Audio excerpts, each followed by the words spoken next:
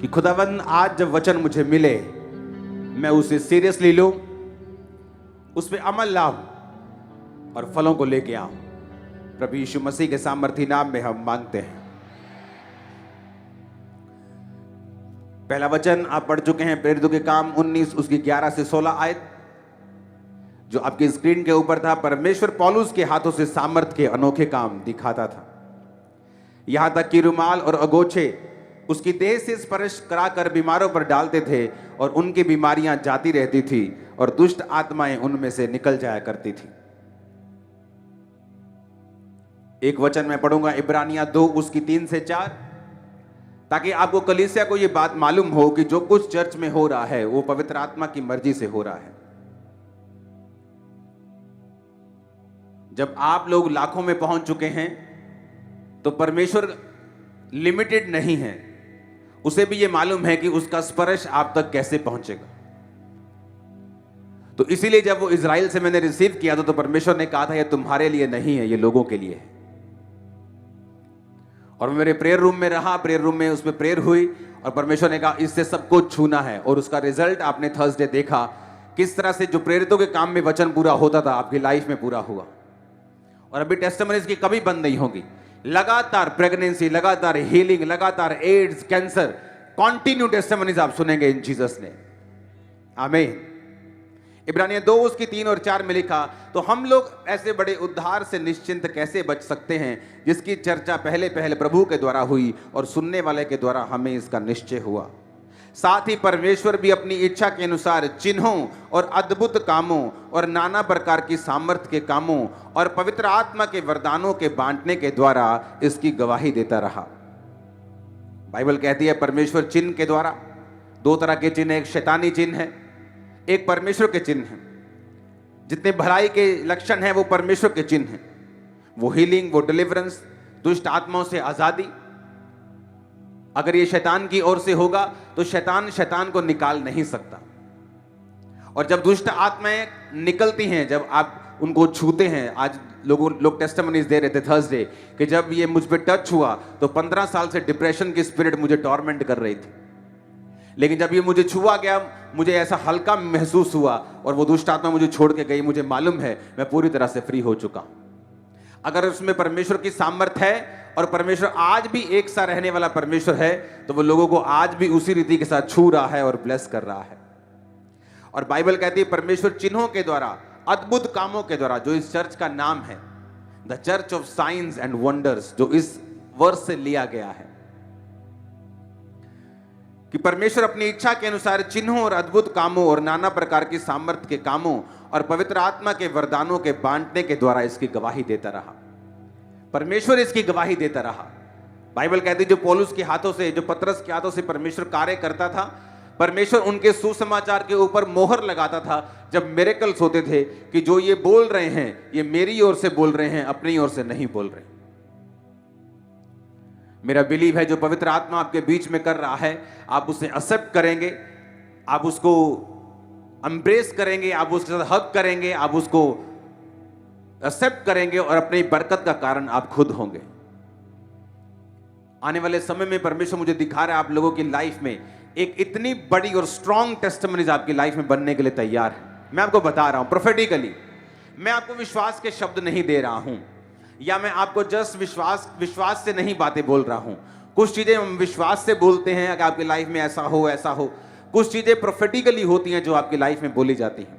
और मैं आपकी लाइफ में आपको प्रोफेटिकली बता रहा हूं कि बिगेस्ट टेस्टिमनीज आपकी लाइफ में आ रही है। आप स्ट्रांग होंगे, फ्यूचर बहुत स्ट्रांग, वेरी स्ट्रांग। आपकी स्पिरिचुअल लाइफ, आपका फाइनेंस, आपकी फैमिली लाइफ, आप बहुत स्ट्रांग होने वाले हैं। परमेश्वर आपको उठा के खड़ा करके स्ट्रांग करके गवाहियों के साथ वो लेके आने वाला है। हालेलुया, जोर से बोलो हालेलुया। ये परमेश्वर का प्लान है आप लोगों की लाइफ के लिए। वो आपको फिजिकली, फाइनेंशियली, हर तरफ से वो छूना चाहता है, बरकत देना चाहता है। परमेश्वर ने अब्राहम को कहा था कि मैं दुनियावी और आत्मिक सब प्रकार की आशीषें तुम्हें दूंगा। जब परमेश्वर आपको अपने पास बुलाता है तो सिर्फ आत्मिक आशीषों के लिए नहीं बुलाता। आत्मिक आशीषों का स्थान शारीरिक आशीषों से हमेशा ऊपर है, था और रहेगा। लेकिन परमेश्वर आपको शारीरिक आशीषें देने के लिए भी बुलाता है, क्योंकि वो वायदा उसने अब्राहम के साथ किया था। इसलिए परमेश्वर का वचन कहता है, जो धन यहोवा की ओर से मिलता है उसके साथ वो दुखों को नहीं मिलाता। इसका मतलब है परमेश्वर भी आपको धन देता है। बाइबल कहती है भली पत्नी यहोवा की ओर से, इसका मतलब परमेश्वर परिवार भी आपको देता है। बाइबल कहती है धर्मी का वंश बचाया जाएगा, इसका मतलब जो अच्छा वंश है वो परमेश्वर की ओर से है। बाइबल कहती है हर एक उत्तम और भली चीज जो है वो परमेश्वर की ओर से है। इसका मतलब परमेश्वर आपको दुनियावी, आत्मिक हर तरह की आशीष को वो आपको देना चाहता है। वो चाहता है उसके बच्चे हर तरह की आशीष से भरे हुए हों, हर तरह के आत्मिक हथियार से इक्विप्ड हों। ऊंची आवाज में हालेलुया बोलो।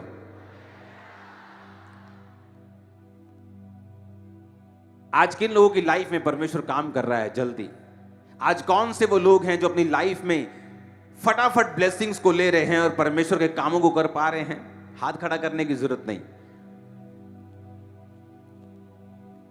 ऐसा मैं क्या करूं कि परमेश्वर से आशीष को पाऊं? मैं ऐसा क्या करूं कि परमेश्वर मुझे बरकत दे, मेरे रास्तों को साफ करे, मेरी फैमिली में बरकत दे, मेरे बंद रास्तों को खोले। मेरा वीजा नहीं आ रहा, 7 साल से मैं ट्राई कर रहा हूं, मेरी लाइफ ब्लॉक हो चुकी है, मेरा फाइनेंस ब्लॉक हो चुका है। मैं ऐसा क्या करूं कि परमेश्वर मुझे आशीष दे? मैं ऐसा क्या करूं कि परमेश्वर मेरी प्रार्थनाओं को सुने? बाइबल कहती है उसने प्रेरितों को ठहराया चिन्ह और चमत्कारों के लिए, सामर्थ के अनोखे कामों को दिखाने के लिए, ताकि परमेश्वर अपनी गवाही आपको दे सके और बता सके कि वो जीवित परमेश्वर है। लेकिन उसका मकसद क्या चिन्ह और चमत्कार करना है सिर्फ? क्या उसका मकसद सिर्फ हीलिंग करना है? कि परमेश्वर का मकसद कुछ और है, और ये सिर्फ आपको ये दिखाने के लिए है कि परमेश्वर जीवित परमेश्वर है, क्योंकि वही हमारी समस्याओं का हल कर सकता है, वही रियल परमेश्वर है। लेकिन उसका एक और मकसद है आपकी लाइफ के लिए। वो मकसद है रूहों को बचाना, सोल सेविंग करना। जो विश्वासी सोल सेविंग में हैं, जिन विश्वासियों ने अपनी जिंदगी, अपना फाइनेंस, अपना परिवार, अपनी लाइफ, अपना टाइम परमेश्वर के कामों के लिए और सोल्स को बचाने के लिए और रूहों को बचाने के लिए डेडिकेट किया हुआ है, आप देखेंगे परमेश्वर उनकी लाइफ में जल्दी और ज्यादा काम करता है। वो परिवार जो सोल सेविंग के साथ जुड़े हुए हैं, जो सुसमाचार के काम के साथ जुड़े हुए हैं, जो लोगों को परमेश्वर के बारे में बताते हैं, जिस जगह आप काम करते हैं, अगर आप सोल सेविंग के साथ जुड़े हुए हैं और परमेश्वर के नाम का प्रचार करने के लिए आप तैयार हैं और डेडिकेटेड हैं और करते हैं, उस स्थान के ऊपर फिर आप गर्लफ्रेंड और बॉयफ्रेंड के चक्करों में नहीं फंसते, क्योंकि आपको मालूम है आपकी गवाही खराब हो जाएगी। जिस जगह आप जॉब करते हैं, अगर वही शाम को उन्हीं स्टाफ के साथ आप दारू पीते हैं, तो सुबह उठ के आप जीसस क्राइस्ट के नाम के बारे में उनको किस मुंह से बताएंगे? आप और उनका स्टाफ सेम वही चोरी करता है जो उनका स्टाफ करता है, दूसरा स्टाफ करता है, तो आप फिर जीसस क्राइस्ट की सोल सेविंग में नहीं हैं, क्योंकि आपकी गवाही खराब हो चुकी है। जो लोग इसे पर्सनली लेते हैं कि अगर मैं ऐसा काम करूंगा तो मैं सोल सेविंग के बिजनेस से बाहर हो गया हूं, मैं परमेश्वर के मेन मकसद से बाहर हो गया हूं, अगर मैं इन्हीं के सामने गलत काम करूंगा तो मेरी गवाही खराब हो गई। जब मेरी गवाही खराब हो गई, फिर परमेश्वर के सामने मैं लोगों के सामने प्रचारक हो सकता हूं, लोगों के सामने पर्चे बांटने वाला सुसमाचार प्रचारक हो सकता हूं, बोलने वाला, बताने वाला हो सकता हूं, लेकिन क्या मैं परमेश्वर के सामने सुसमाचार प्रचारक हूं? क्या मैं परमेश्वर के सामने वर्शिपर हूं? क्या मैं परमेश्वर के सामने सिंगर हूं? क्या मैं उसके सामने प्रेरित हूं या पास्टर हूं? बात तो उसके सामने निर्भर करती है, क्योंकि आशीष तो यहोवा की ओर से आएगी। ज्योतियों का पिता तो वही है ना, वही तो आशीष भेजेगा। अगर वो ब्लॉक कर देगा, दुनिया की कोई ताकत तुम्हें आशीष नहीं दे सकती। प्रेसिडेंट की लड़की बनाई हुई, उसने एक लड़की को उसने अपनी बेटी बनाया हुआ था। वो बार बार अमेरिका का वीजा लगाती और रिजेक्ट कर देते थे वीजा उसका। वो प्रेसिडेंट ने चिट्ठी लिखी खुद कि इस लड़की, ये मेरी लड़की है, इसको वीजा दिया जाए। अब इमेजिन करो, अमेरिका के प्रेसिडेंट ने चिट्ठी लिखी, नाइजीरिया के प्रेसिडेंट ने एम्बेसी को चिट्ठी लिखी, उस लड़की का वीजा फिर रिजेक्ट हो गया। कारण क्या निकला? कारण निकला स्पिरिचुअल। वो लड़की परमेश्वर की आत्मिक चीजों से दूर थी, और उसकी जो माता थी वो शायद सौतेली थी और हमेशा उस पर जादू टोना करती थी और बोलती थी कि तू कभी बाहर की शक्ल नहीं देखेगी, तू इसी नाइजीरिया में, इसी अफ्रीकन कंट्री में मर जाएगी। जब स्पिरिचुअली आप बंध जाते हैं तो कोई दुनिया का बड़ा बंदा आपको छुड़ा नहीं सकता, कोई पैसे की अमाउंट आपको छुड़ा नहीं सकती, सिर्फ परमेश्वर ही आपको छुड़ा सकता है अगर वो आपके साथ है तो अगर परमेश्वर ही हमसे हमारे खिलाफ है, अगर उसी के हम साथ नहीं हैं, तो फिर हमें छुड़ाने वाला कौन है? यदि यहोवा ही हमारे ओर नहीं है तो फिर शैतान को खुली छुट्टी है, एनिमी को खुली छुट्टी है, वो आपकी लाइफ में काम करेगा। तो क्या हम परमेश्वर के सामने सोल सेविंग वाले हैं? क्या हम परमेश्वर के सामने रूहों को बचाने, क्या मेरे जीने का मकसद रूहें बचाना है या नहीं? आप जानते हैं परमेश्वर के पास ब्लेसिंग की कमी नहीं है। उसके पास ऐसा नहीं है कि वो आज आप में से सिर्फ 10 लोगों को फाइनेंशियली ब्लेस करेगा, बाकियों को नहीं, क्योंकि उसके पास थोड़ा सा पैसा ही है जिसे वो आप लोगों में बांटेगा तो बाकियों में बांट नहीं सकता। बाइबल कहती है परमेश्वर के पास इतना है।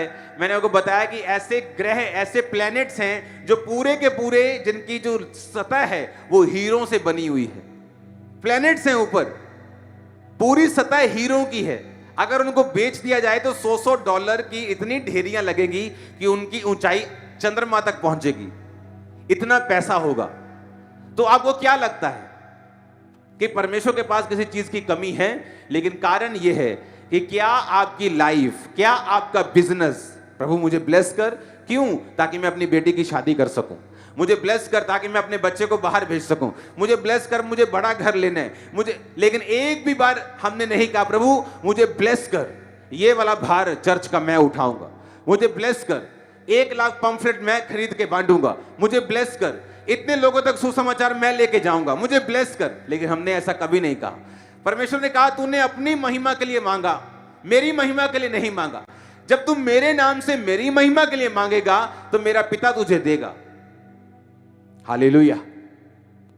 क्या हमने परमेश्वर की महिमा के लिए मांगा, या अपनी पूर्ति करने के लिए मांगा, या अपनी इच्छाओं को पूरा करने के लिए मांगा, या हमने परमेश्वर के लिए मांगा? जब आप ये मांगते हैं कि परमेश्वर मेरे पूरे मोहल्ले को ब्लेस कर, तो उस मोहल्ले में आप भी आते हैं। जब मेरी हीलिंग नहीं हो रही थी और मुझे 10 साल हो चुके थे, 9 साल हो चुके थे, तो परमेश्वर ने मुझे बताया था काफी साल पहले कि जब तू तेरे अंदर से हीलिंग निकलेगी लोगों के लिए, तो तू भी हीलिंग से खाली नहीं होगा।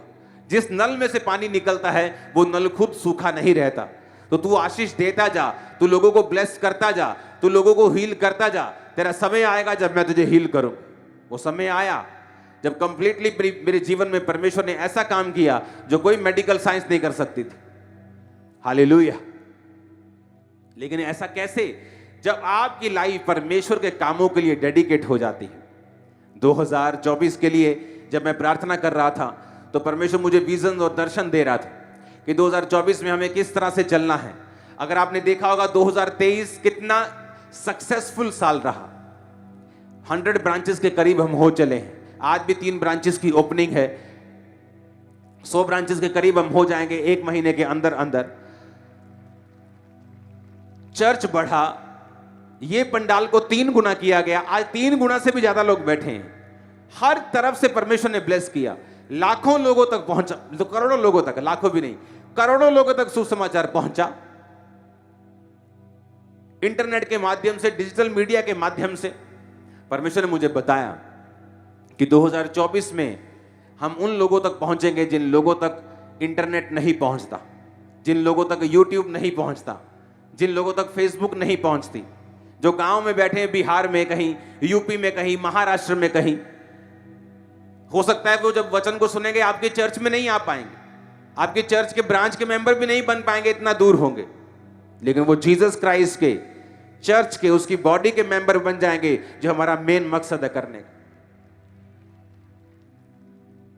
2024 के लिए ऐसी तैयारी मैं कर रहा हूं कि आप लोग इसे देखोगे।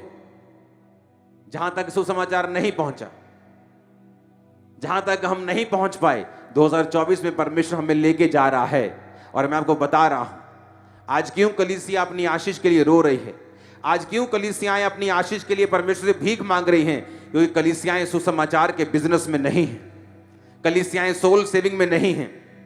कलीसिया इस बात का ध्यान नहीं देती कि जहां जहां सुसमाचार नहीं पहुंचा, हमें अपनी चर्च को सपोर्ट करना है, हमें बीजों के साथ जाना है, हमें ऑफरिंग के साथ जाना है, ताकि चर्च वहां पहुंच सके जहां पर आज तक कोई नहीं पहुंच पाया, जहां पे बड़े बड़े चैनल्स, जी टीवी नहीं पहुंच पाता, सोनी नहीं पहुंच पाता, स्टार नहीं पहुंच पाता। लेकिन ऐसे चैनल्स हैं जो डीडी पंजाबी की तरह, डीडी बिहार की तरह, ऐसे बहुत से चैनल्स हैं जो उन गरीब से गरीब और छोटे से छोटे और देहाती से देहाती इलाकों में पहुंच जाते हैं। क्या उन रूहों की जिम्मेवारी हमारी नहीं है? आज क्यों हम संघर्ष कर रहे हैं अपनी लाइफ में? क्योंकि हमारे जीने का मकसद सोल सेविंग नहीं है, हमारे जीने का मकसद सुसमाचार नहीं है। अगर हम बिजनेस भी कर रहे हैं तो बैक ऑफ द माइंड हमारा मकसद ये नहीं है कि जब बिजनेस से पैसा आएगा मैं चर्च के कामों के लिए और परमेश्वर के कामों के लिए उसे लगाऊंगा। यही कारण है कि चर्च जो है वो संघर्ष कर रही है। आप जानते हैं प्रेरितों के काम में लिखा हुआ है कि मान लो प्रेरितों के काम में 120 लोगों के ऊपर पवित्र आत्मा उतरा था, लेकिन जब वो शुरुआत हुई थी, जब परमेश्वर ने कहा था कि यरूशलेम को छोड़ना नहीं, तो 500 लोग थे। 500 लोग परमेश्वर की आज्ञा का पालन कर रहे थे और एक जगह बैठकर प्रेयर कर रहे थे कि यरूशलेम को छोड़ना नहीं। लेकिन जब कुछ नहीं हुआ, देखा कुछ नहीं हो रहा, काम ठंडा हो गया, 400 रह गए, 300 रह गए, 200 रह गए, 120 रह गए। जब 120 रह गए तो परमेश्वर की आत्मा उस दिन उतरी और सबको पवित्र आत्मा से भरा। लेकिन उन 500 लोगों को नहीं, 120 लोगों को, 380 लोग कहां चले गए? और बाइबल कहती प्रेरितों के काम की कलीसिया जब शुरू हुई तो मान लो 200 लोग थे, तो कोई बिजनेस नहीं कर रहा। क्या करते थे? बाइबल कहती थी कि एक बंदा अपनी प्रॉपर्टी को बेचता था, प्रेरितों के पांव में पैसे रखता था, वो चर्च के सारे काम होते थे।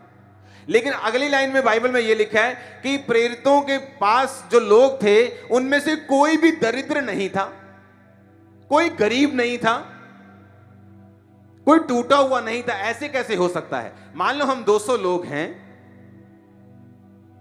आज चर्च को एक जरूरत पड़ी, किसी ने अपना घर बेच दिया, अब सब लोग उसी में से खा रहे हैं, संगति कर रहे हैं, क्रूसेड्स हो रहे हैं, काम हो रहा है। अब वो घर का पैसा तो खत्म हो जाएगा महीने में ही। अब दूसरा घर बिक गया, दूसरे बंदे का, तीसरे का बिक गया, चौथे का बिक गया। ऐसे तो सब गरीबों की कलीसिया हो जाएगी, भूखे नंगों की कलीसिया हो जाएगी कि सारों के घर बिक गए, सारे भूखे नंगे सभी इकट्ठे हो गए अब। लेकिन परमेश्वर तो ऐसा नहीं कहता। वो कहता कि उसमें कोई भी दरिद्र नहीं था। क्यों? क्योंकि जब वो अपना घर बेचकर चर्च में लाते थे, परमेश्वर उनको 4 घरों के साथ ब्लेस करता था। जब वो एक रास्ता परमेश्वर के लिए ओपन करते थे, परमेश्वर 4 रास्तों से उनको ब्लेस करता था। और इसीलिए वचन कहता है उनमें से कोई भी दरिद्र नहीं था, क्योंकि वो परमेश्वर के घर में पैसा लाते जा रहे थे और परमेश्वर उस पैसे में बरकत देकर जब काम होते थे। आज जब बड़ी मीटिंग में कोई सुसमाचार के साथ पहुंचे, वो कहां से आया सुसमाचार? वो आपके बोने से आया। किसी ने पंफलेट पढ़ा, पोस्टर पढ़ा, वो कहां से आया? वो आपके पैसों से आया। जब परमेश्वर देखता है कि आज एक नया व्यक्ति आया है और उसने तौबा कर ली है, 1 महीने में बपतिस्मा ले लिया, तो किसके पैसों से हुआ? जो परमेश्वर आपकी इन्वॉल्वमेंट देखता है, आपका पैसा, आपकी प्रेयर, आपका जाना, आपका सुसमाचार देखता है, वो आपको बरकत देता है। मैं आपको सही कह रहा हूं। लेकिन जब वो देखता है कि आपका सोल सेविंग में कोई काम नहीं, आप ना तो सुसमाचार प्रचार करते हैं, ना तो चर्च को फाइनेंशियली सपोर्ट करते हैं, जब वो देखता है कि जो मेजर काम आपका है दुनिया का, जो सबसे प्राइम काम है आपका, रूहों को बचाना, जब आप उस काम में नहीं हैं, आपकी बरकतें पीछे रहती हैं, बंधन पड़े रहते हैं, वो टूटते नहीं, वो चीजें हल नहीं होती, वो फैमिली की सिचुएशन, वो मैरिज की सिचुएशन, वो बच्चों की सिचुएशन हल नहीं होती, क्योंकि आप एक एक्टिव मेंबर नहीं है सोल सेविंग में। ना तो आपका फाइनेंस काम आ रहा है परमेश्वर के, ना तो आपका आना, ना आपका जाना, ना आप सुसमाचार के लिए निकलते हैं, ना आप पंफलेट बांटने के लिए निकलते हैं, ना आप लोगों को गवाही देने के लिए निकलते हैं, ना आप ऑफरिंग देने के लिए निकलते हैं। इसीलिए कलीसिया संघर्ष करती है, क्योंकि वो परमेश्वर का मेन मकसद भूल गई है, जो खुदावंद ने क्रूस पर अपनी जान दी और कहा, अब जाओ और सब जातियों के लोगों को चेला बनाओ, उन्हें बाप बेटा पवित्र आत्मा के नाम में बपतिस्मा दो, सब बातें उन्हें मानना सिखाओ जो शुरू से लेकर अंत तक मैंने तुम्हें बताई हैं। हालेलुया। ऊंची आवाज से बोलो हालेलुया। आज कलीसिया इसीलिए संघर्ष करती है। आप लोग बहुत ब्लेसिंग में हो, मैं आपको पता है, आपको मालूम है, आप डिलीवरेंस भी जल्दी ले लेते हो, हीलिंग भी जल्दी ले लेते हो। रीजन क्या है? क्योंकि लोगों ने खामरा कलीसिया से सीखा है, उन्होंने आपसे सीखा है बोना कैसे है। पौलुस एक कलीसिया में गया और उसने कहा कि जब तुम बोते हो तो दूसरे लोग उत्साहित होते हैं, आज से कुछ साल पहले जब टेंट चर्च का नाम होता था कि टेंट में लगती है चर्च, तो वो टेंट चर्च को चर्च ही नहीं मानते थे।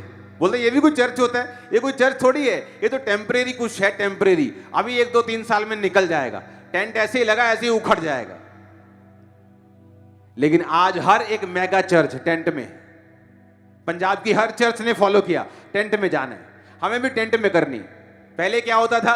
10 मरले जगह लो, उसे बनाओ, छत डालो तो 400 लोग एंटर करेंगे, पास्टर की 20-25 साल की जिंदगी निकल जाती थी, तो रूहें इतनी सी बचती थी।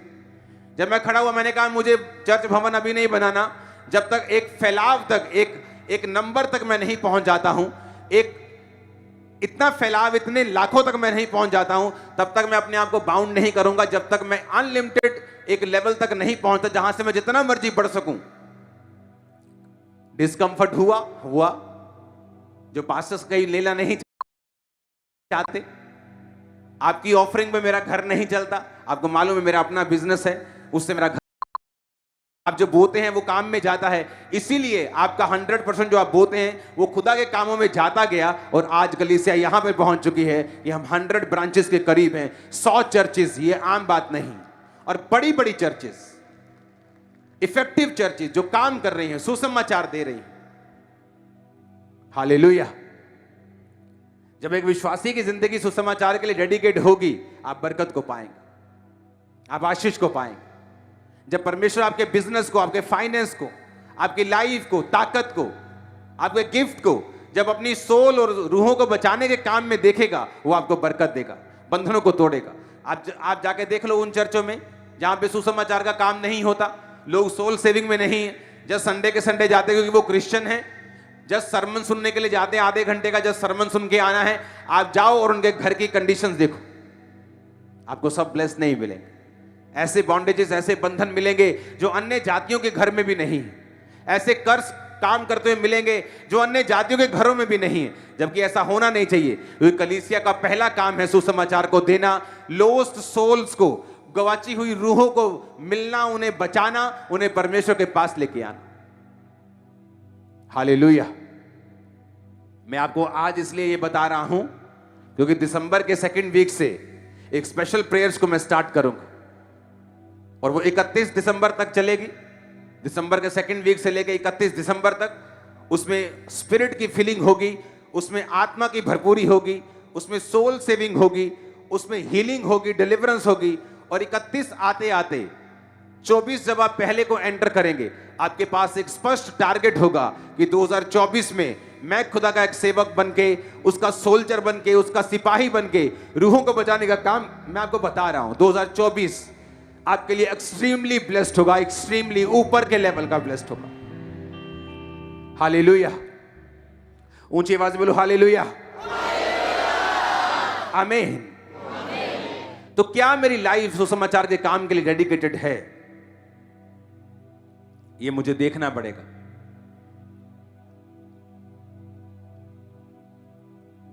आज से वचन होगा, अगले संडे स्पेशल वर्ड होगा।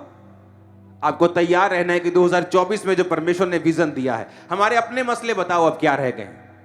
मुझे किसी चीज की जरूरत नहीं। मेरा मेन मकसद सुसमाचार को प्रचार करना है। जो काम परमेश्वर ने मुझे दिया है, उस काम को ईमानदारी के साथ निभाना है, ताकि उन लोगों तक पहुंचा जा सके जो अब भी बीमार हैं, लेकिन आपकी पहुंच से दूर हैं, इंटरनेट से दूर हैं, चर्चिस से भी दूर हैं, लेकिन उन तक पहुंचना आपका और मेरा काम होगा 2024 में। इस विषय पे काम शुरू हो चुका है, टीम्स ने काम करना स्टार्ट कर दिया है। एक बड़ी गुड न्यूज को आपको मैं दूंगा, आप उसमें शामिल होंगे। हेवन आपको सेलिब्रेट करेगा इस चर्च को, इन जीसस नेम। मैंने खामरा चर्च को बहुत सालों पहले बताया था कि आप जब बोते हैं ना, तो सिर्फ यही मत सोचिए कि आप फाइनेंशियली ब्लेस्ड होंगे, क्योंकि आपके बोने से हजारों कलीसियाएं खड़ी हो जाएंगी जिनको मालूम होगा कि अगर हम सच्चाई के साथ काम करेंगे, ईमानदारी के साथ परमेश्वर का काम करेंगे, तो परमेश्वर बोने वाले लोग भी देगा, वो कलीसिया भी बनाएगा, बड़े बड़े काम भी होंगे, सुसमाचार का काम भी होगा, रूहें भी बचाई जाएंगी। आपके बोने से बहुत लोगों को उभार मिला है, आपके बोने से बहुत सी कलीसियाओं को अगुवाई मिली है, आपके टेंट चर्च में रहने से बहुत सी कलीसियाओं को इंकरेजमेंट मिली है कि हमें बंधने की जरूरत नहीं है, हमें पैसों की जरूरत नहीं है सेवकाई को शुरू करने के लिए, सिर्फ पैशन की जरूरत है। अगर हमें सोल सेविंग का पैशन है, हम बड़ी बड़ी चर्चें खड़ी कर सकते हैं बिना पैसों के साथ। हालेलुया, जोर से बोलो हालेलुया। मेरा बिलीव है आप अपनी लाइफ को, अपने बच्चों को, अपने फाइनेंस को, अपने बिजनेस को, अपनी जॉब को डेडिकेट करेंगे। ये परमेश्वर हमारा पूरा परिवार सोल सेविंग के लिए है। कोई प्रार्थना करे, कोई बोए, कोई सुसमाचार का प्रचार करे, परमेश्वर की सेवा में, उसके सुसमाचार में आप लोग डायरेक्ट इनडायरेक्ट कहीं भी होने चाहिए, ताकि जब आप प्रेयर करें परमेश्वर आपकी प्रेयर को सुने, वो आपको इग्नोर ना करे। क्योंकि आपने उसकी पहली कमांड, जो सबसे बड़ी कमांड जो परमेश्वर ने स्वर्ग जीवित जाते वक्त दी थी कि अब जाओ और सब जातियों के लोगों को चेला बनाओ, हम ऐसे ना हो कि उसकी मेन कमांड को हम तोड़ते फिरे। आप जाओ, क्रिश्चियन घरों में चले जाओ, जो लोग प्रभु यीशु को जानते हैं, क्या उनके घर में जाकर आपको परमेश्वर दिखता है? क्या उनके घरों में जाके ऐसा, सबकी बात मैं नहीं कर रहा हूं, लेकिन जब आप जाएंगे आपको बहुत बड़ी गिनती ऐसे लोगों की मिलेगी, मसीह लोगों की, जिनके घरों में आप जाएंगे तो परमेश्वर नहीं दिखता। उनके फाइनेंस से परमेश्वर नहीं दिखता, उनकी सेहतों से परमेश्वर नहीं दिखता। रीजन क्या है? उनको कामों में नहीं लगाया गया, उनको सोल सेविंग में नहीं लगाया गया, रूहों के बचाने के काम में उनको नहीं लगाया गया। हालेलुया।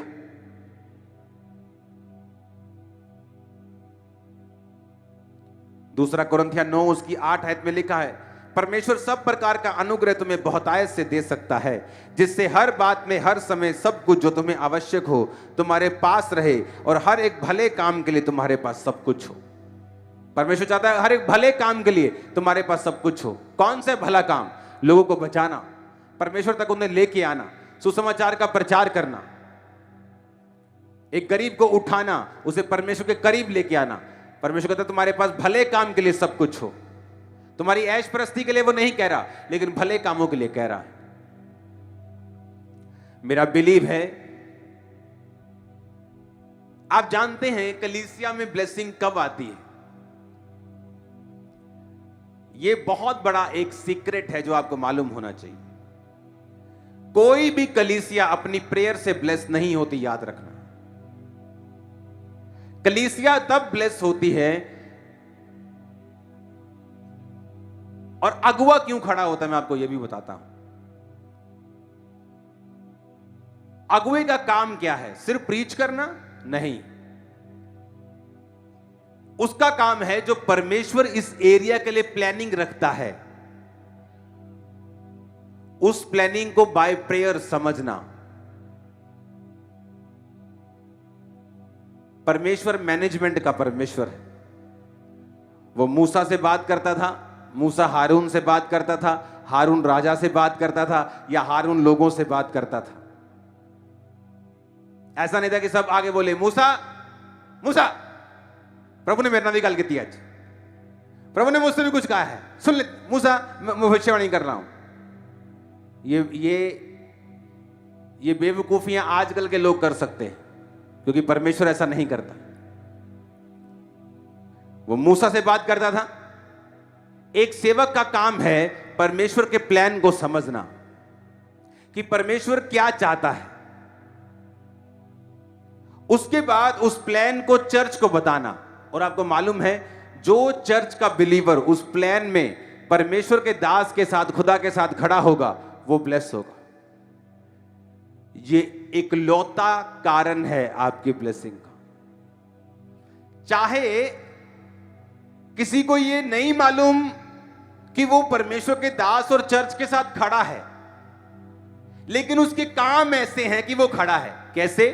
वो अपनी ऑफरिंग्स को बो रहा है, बीजों का अनाउंस होता है वो बो रहा है, सुसमाचार देने जाना है वो आ रहा है, प्रेयर करने आना है वो प्रेयर करने के लिए आ रहा है, घर पे प्रेयर कर रहा है। चाहे वो उसे मालूम नहीं है कि वो परमेश्वर के प्लान के साथ खड़ा है, पर वो खड़ा है इंटेंशनली, इनइंटेंशनली, कि वो जानबूझ के या समझबूझ के वो खड़ा है। कितने मेरी बात को समझ रहे हैं? एक ही कारण से प्रभु आपको ब्लेस करेगा। मैं आपको बता रहा हूं, जिसने ये कारण नहीं समझा उसकी ब्लेसिंग कभी परमानेंट नहीं। आप देखेंगे आज कुछ हो गया, कल को फिर ब्लेसिंग चली गई। आज हीलिंग, कल फिर बीमारी। आज ये हीलिंग मिल गई, कल को और कुछ चिंबड़ गया। ये उतरा, वो खत्म, ये आया, ये गया। ये चलेगा उनकी लाइफ में। क्यों? वो समझे नहीं बात क्या है। चर्च में हीलिंग मिरेकल्स, चर्च में अद्भुत काम इसलिए हैं कि अब आप ये समझ पाए कि आपने दुनिया घूम ली है। 16-17 डॉक्टर घूम लिए हैं, 5-7 बच्चे मरते हुए देख लिए हैं, IVF, सब कुछ हो गया आपकी लाइफ में, सब सुसाइड, सारे ड्रामे हो गए हैं शैतान के। अब परमेश्वर ने टच किया, आपको मालूम है ये जीवित परमेश्वर है। आगे क्या? अब आगे क्या? बेबी तो हो गया, अब आगे क्या? आगे ये है कि अब तुम समझो कि परमेश्वर की योजना क्या है। वो किसको बताएगा परमेश्वर? अपने दास को। आप जब शमूएल नबी को देखते हैं, आप जानते हैं कि जब शाऊल उसे ढूंढता हुआ जा रहा था तो उसने कहा परमेश्वर का दास कहां रहता है? उसने ये नहीं पूछा कौन सा दास। उसने कहा मैं ही हूं, आजा। जब परमेश्वर अपने रियल लोग खड़े करता है, वो कभी ज्यादा नहीं होते एक एरिया में। मैं आपको राइट बता रहा हूं, एक्यूरेटली बता रहा हूं, वो कभी भीड़ नहीं होती। उसने ये नहीं कहा कौन सा वाला दास पूछ रहा है तू। उसने कहा मैं परमेश्वर का दास नबी यही रहता है। उसने ये नहीं कहा कौन सा, उसने कहा हां आजा। जब परमेश्वर लोगों को खड़े करता है, वो एक व्यक्ति को खड़ा करता है और उसे दर्शन बताता है। जब उस दर्शन को पब्लिक समझ लेती है, कलीसिया समझ लेती है और उसमें कंट्रीब्यूट करना शुरू करती है, देखना कैसे शैतान भागता है आपके घरों से। देखना कैसे भागता है, बंधन कैसे टूटते हैं, कैसे आपकी लाइफ इजी होती है जब आप इस बात को समझते हैं। और जब परमेश्वर अपने दास को दर्शन देता है, कलीसिया उस दर्शन को समझती है और काम करती है। फिर बाकी कलीसियाएं उसको फॉलो करती हैं कि हां ये विजन, ये दर्शन है, ओके हमें भी ये फॉलो करना है, हमें भी एग्जैक्ट करना है, क्योंकि रिजल्ट आ रहा है, परमेश्वर इसके साथ।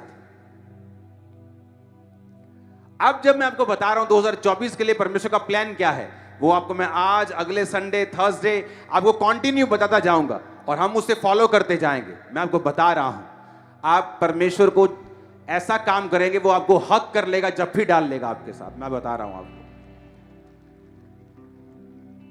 नहीं तो पॉसिबल नहीं है सिर्फ अपनी कहानी परमेश्वर को बताते रहना, रोते रहना और हर वक्त उससे आशीष लेते रहना। यह पॉसिबल नहीं है, यह बिब्लिकल नहीं है। परमेश्वर ऐसा नहीं, उसने एक मकसद के तहत आपको चुना है। एक बार वो आपको ब्लेस करता है, हील करता है, लेकिन उसके बाद परमेश्वर एक खास काम चाहता है आप अपनी लाइफ में करें।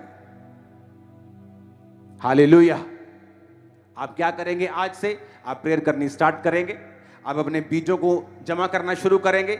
जब आपको अगले संडे, उससे अगले संडे बताया जाएगा, आप उनको बोना शुरू करेंगे। पूरा 2024 आप प्रेयर्स में जाना शुरू करेंगे, सुसमाचार के लिए ज्यादा समय निकालना शुरू करेंगे। आपको बताया जाएगा 31 दिसंबर तक कि किस तरह से हमने अपने आप को स्पिरिचुअली रेडी करना है ताकि हम बरकत पाएं, हमारी लाइफ के बंधन टूटे। अदरवाइज मैं आपको बता रहा हूं, आप पे 500 प्रोफेसियां हो जाएंगी, आप कभी बरकत नहीं पाएंगे। आप लगातार आमीन बोलते रहेंगे, लेकिन लाइफ के बंधन नहीं टूटेंगे जब तक प्रैक्टिकली कर्मों से हम परमेश्वर के कामों को नहीं करेंगे। मैं सच कह रहा हूं आप। इसलिए मैंने कहा कि जिस चर्च में प्रीचिंग डीप नहीं होती, प्रीचिंग खोल के नहीं करते, प्रीचिंग को स्थान नहीं दिया जाता और टीच नहीं किया जाता, वो चर्च कभी बरकत नहीं पाती, उसके लोग कभी स्थायी नहीं होते, ब्लेसिंग कभी स्थायी नहीं होती। अपने हाथों को उठा के हालेलुया बोलो जोर से।